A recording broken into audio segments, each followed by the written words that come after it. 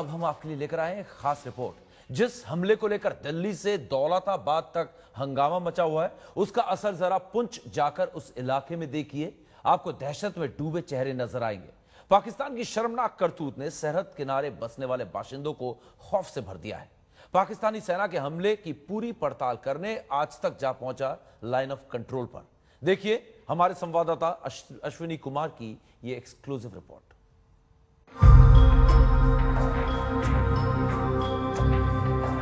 जम्मू के पुंछ में line of control इलाके में मौजूद आदर्श गांव खारी करमारा। इसी गांव के पार है वो पोस्ट जहां भारतीय सेना के जवानों पर पाकिस्तान से आए घुसपैठियों ने हमला किया और हमारे 5 सैनिकों को शहीद कर दिया।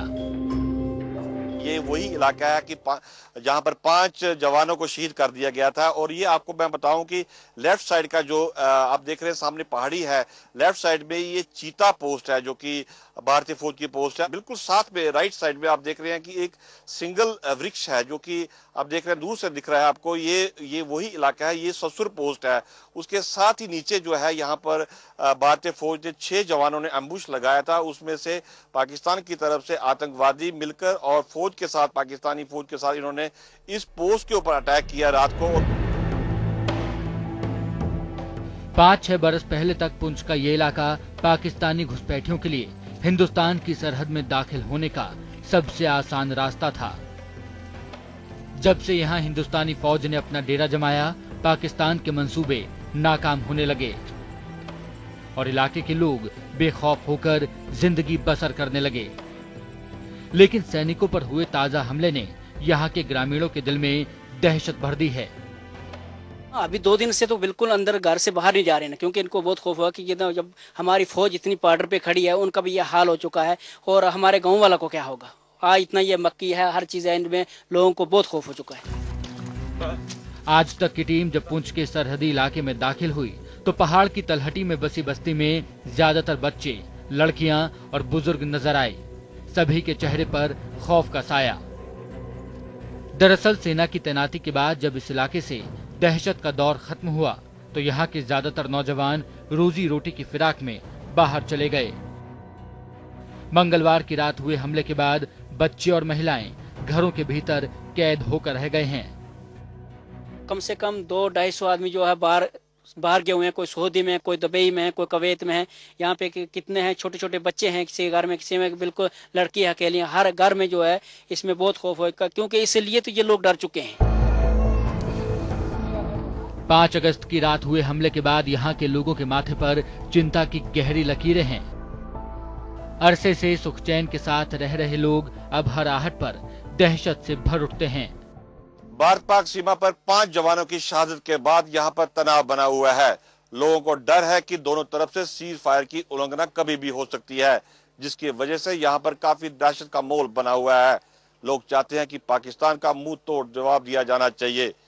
हरबचन सिंह के साथ अश्विनी कुमार, भारत पाक सीमा, पुंछ आज तक। पाकिस्तान के हमले के बाद सरहदी इलाके में जितनी बेचैनी है उतना ही गुस्सा भी। सरहद किनारे बसने वाला हर शख्स यही चाहता है कि शहीदों की शहादत का पूरा हो हिसाब।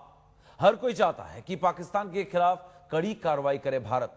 आज तक की एक्सक्लूसिव कवरेज के दौरान जितने भी लोगों से हमारे संवाददाता अश्विनी कुमार ने बात की, सबने एक सुर में पाकिस्तान के खिलाफ कार्रवाई की मांग की। इस पार हिंदुस्तान, उस पार पाकिस्तान।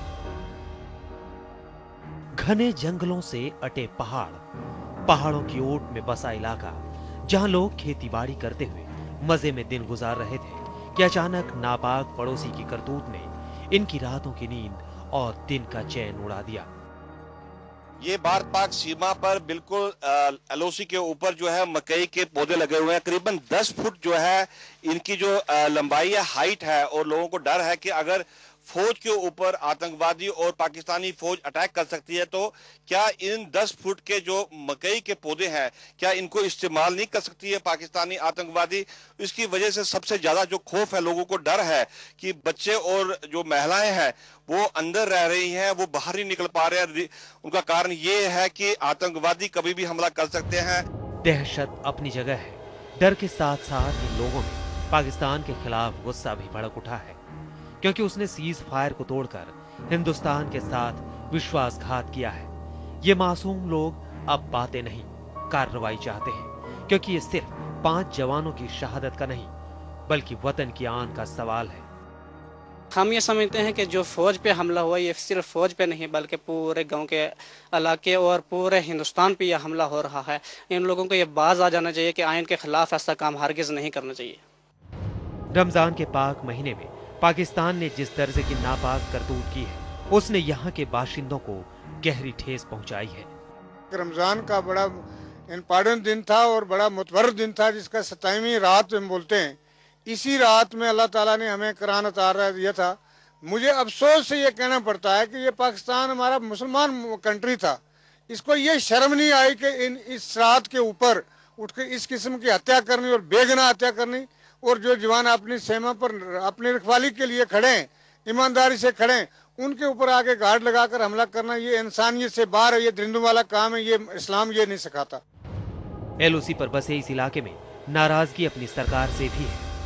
इन्हें लगता है कि सरकार की पॉलिसी ने फौज के हाथ बांध रखे हैं, वरना छुपकर वार करने वाले कायरों की इतनी हिम्मत भला कैसे हो सकती थी कि वो हमारी सरहद के भीतर घुसकर खून बहाएं और बचकर निकल जाएं। कि अगर ऐसा करते रहें तो इनको खदेड़ कर इसके नक्के से टोलीबीर से आगे कर दो, इनको पटन से पार कर दो, इनको हम साथ रहेंगे, हम लाठी से इनको धकेल सकते हैं। लोगों को बेगुनाह लोग मरते हैं उस पार भी, बेगुनाह लोग मरते हैं इस पार भी। जी साहब, जाहिर है कि लोगों में काफी गुस्सा है। लोग चाहते हैं कि भारतीय फौज को फ्री हैंड दिया जाए और पाकिस्तान को मुंह तोड़ जवाब दिया जाना चाहिए।